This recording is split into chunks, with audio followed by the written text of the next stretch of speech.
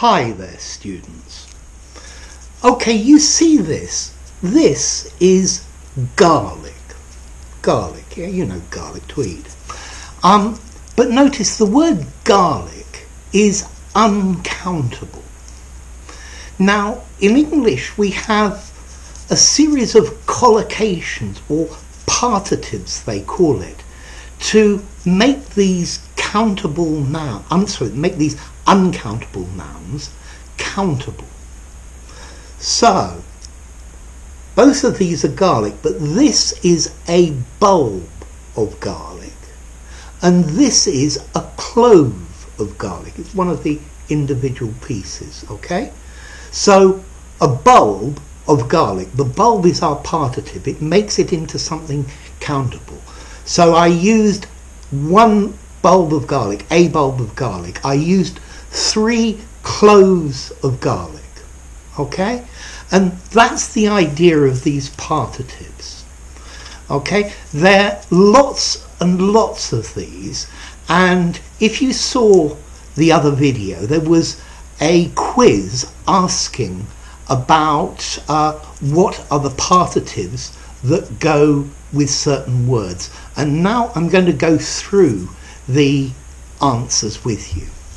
So the first question was advice. Well, advice is uncountable.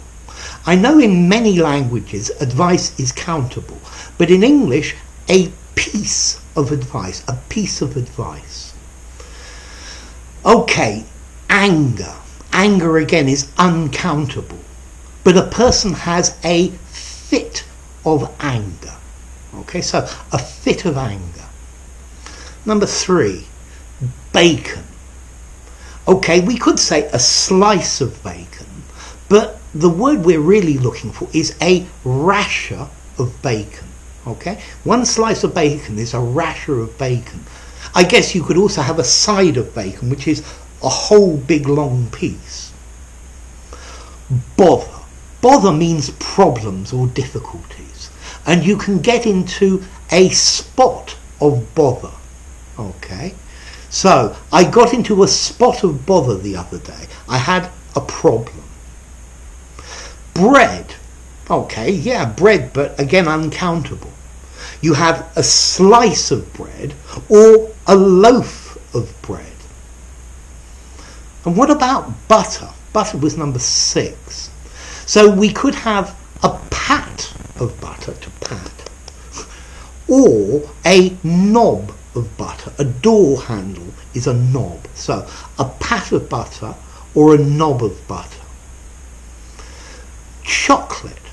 So you have the bar of chocolate, is the big piece, and then you break off a square of chocolate. Okay? And then, do you like corn on the cob? Well, an ear of corn. Notice an ear of wheat as well. Okay, it's the piece, the head, if you like. Dust. Yeah, dust is everywhere, but again uncountable. A speck of dust, a speck, very tiny piece, or a mote of dust as well. So number 10 was garlic, yeah, and we have our bulb and we have our clove, yeah, a clove of garlic. Okay, guilt. So he had a pang of guilt. He was experiencing pangs of guilt. Hope, number 12. He saw a ray of hope. Okay, a ray of hope, like a ray of sunshine. And then we could have laughter as number 13. You could have a peal of laughter, like a peal of bells. A peal is several bells ringing at the same time, but a peal of laughter, various people laughing at the same time. Okay, I guess you could have a roar of laughter as well. Roar like a lion. Rah.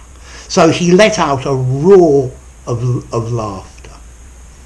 Lightning, you know that electricity in the sky, but to make it countable, a flash of lightning, a streak of lightning. Okay, so lightning's uncountable. Luck, again, luck uncountable.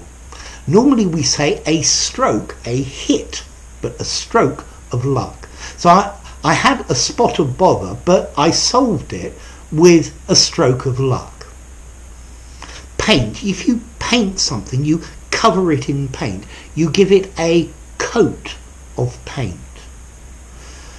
Okay, rice, yeah, you could have a bowl of rice, but the individual piece is a grain of rice. Okay, salt, to pinch, to pinch. So, a pinch of salt. I guess you could have a teaspoon of salt as well, but a pinch of salt was the one I was looking for. Then you have smoke. You could have a puff of smoke. He let out a puff of smoke, or maybe there was a cloud of smoke as well.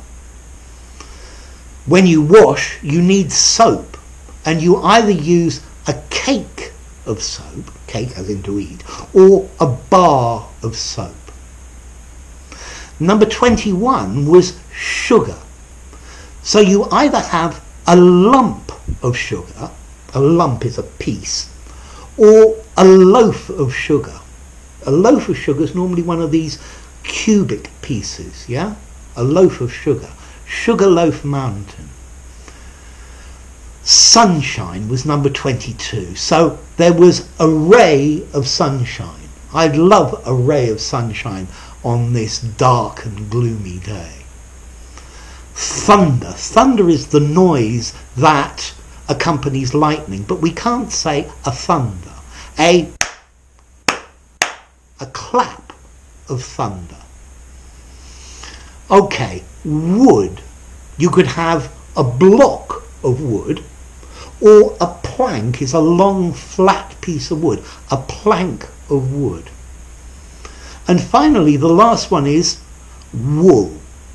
A ball of wool. Yeah, it's wound round it. A ball of wool to knit with. So these are some examples of partitives in collocations, and all of these ones that I've given you are good collocations for you to learn. So anyway, if you enjoyed the video, give it a rating, subscribe to my channel, and I'll see you soon. Bye for now. Partitives with uncountable.